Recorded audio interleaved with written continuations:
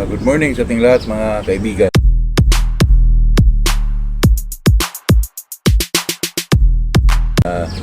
Ako po ay tuwang-tuwa mga kaibigan na nakita ko yung mga sisyo natin na napaka-healthy po. Dati mga kaibigan, yung nilagay ko dito na yung mga lead board, naku, halos sakit lahat mga kaibigan, pero ito sila, napakasigla nila mga kaibigan kasi siguro kasi yung lead board talaga ay mahirap buhayin po. Hindi ko lang alam kung baka sa ibang breeder ay napakadali lang sa kanila po, pero sa akin napakahirap po. Duluin mong kaibigan, yung dati po ay talagang kumpleto sa vaccination yun. Hindi naman kumpleto, yung mga mahal hindi, pero yung napaka-importante lang talaga mga kaibigan, katulad ng buro, yung lasuta, yung fowl pox, ganun. Yun ang ibigay natin una mga kaibigan, kasi yung iba po medyo mahal na po mga kaibigan. At saka ngayon, tingnan nyo po mga kaibigan, yung mga sisiw ko, napakasigla nila po. Kaya ako'y natuwa mga kaibigan. Bago tayo mag-umpisa ay shoutout muna tayo kay Kaberks TV, Bicol, Rodel Milindia, si Giovanni Kumita, Bane from Balibago, Cebu, Lloyd Verdira, Philip Gabisay, Divine Mercy, Dampas, kababayan to, Julito Ruilo, Angeles, Pampanga, Juvan Florita, Calamba, Laguna, Silso Angguring, Batangas, Warlito Tanisa, Karkar. Magandang umaga sa ating lahat po. Ito naman pag-usapan natin mga kaibigan, ito lang po tungkol sa yung ikaw ay pumili o bumili ng isang manok o isang backyard breeder po. Ito ang dapat yung tandaan mga kaibigan, kasi pagpasok nyo lang sa manukan sa isang backyard breeder, tingnan nyo po yung may-ari kung paano niya hawakan yung isang manok mga kaibigan, kasi pag isang backyard breeder ay maghawak ng manok ay parang bula lang mga kaibigan, yung nako, mahirap yun. Pero pag nakita mo po mga kaibigan na talagang komportable ang isang manok sa paghawak niya, yun, magaling na breeder yun mga kaibigan, na yung paghawak ay talagang komportable ang isang manok po, na parang nakalutang lang isang manok mga kaibigan, na paghawak niya ay talagang hindi ho madisturbo o uncomfortable yung isang manok po. Pakita mo naman yun mga kaibigan sa isang tao kung paano humawak ng isang manok po. Marami na akong nakita dyan mga kaibigan, napanood ko kahit sa social media po, na kung paano umawak ang isang magmamanok mga kaibigan, na parang bula lang po yung hinawakan ng isang manok po. Nako, sa tingin ko po yung tao yan ay hindi marunong mag-alaga ng isang manok po. Kasi kung ikaw ay isang breeder mga kaibigan, makita mo yun sa paghawak ng isang manok po. Kaya yun ang tandaan nyo mga kaibigan, pag kayo ay bumili ng isang backyard breeder, tingnan nyo po kung paano siya humawak ng isang manok mga kaibigan. Kasi pag nakita nyo pong komportable pong isang manok sa paghawak niya, ay magaling na breeder yun mga kaibigan, totoo yan. Yan lang po ay napakagandang pangitain ng isang breeder, yung isang paghawak ng isang manok po. At saka pangalawa mga kaibigan, hanapin nyo po yung pinakamagandang spot ng kanyang talian mga kaibigan.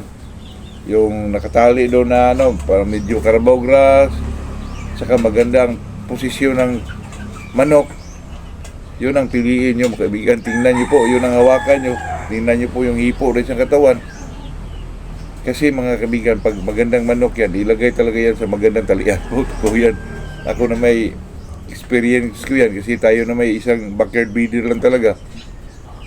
Pag magandang manok, ilagay mo talaga yun sa magandang pwesto po, magandang talian, totoo yan. Yung may carabao grass, yung walang mga bato-bato, yun ang una mong hanapin mga kaibigan, totoo yan. Lalo na pag ang bilhan mo po ay isang backyard breeder. At saka huwag kang papayag mga kaibigan na ibitaw yung manok na nakatali yung isa, kasi yung nakatali mga kaibigan ay talaga pong nandun ang malakas na palo. Kung mahulog sa alanganin ay talaga mag-ayag yun mga kaibigan, kasi nakatali siya eh. Kaya huwag kayong kunin mo sa talian tapos ibitaw mo po. Kunin mo yung tali niya, ibitaw mo ng fear, para makita mo talaga ang laro ng isang manok po. Yun lang, napakasimpleng tip mga kaibigan, pero napaka-importante po, totoo yan.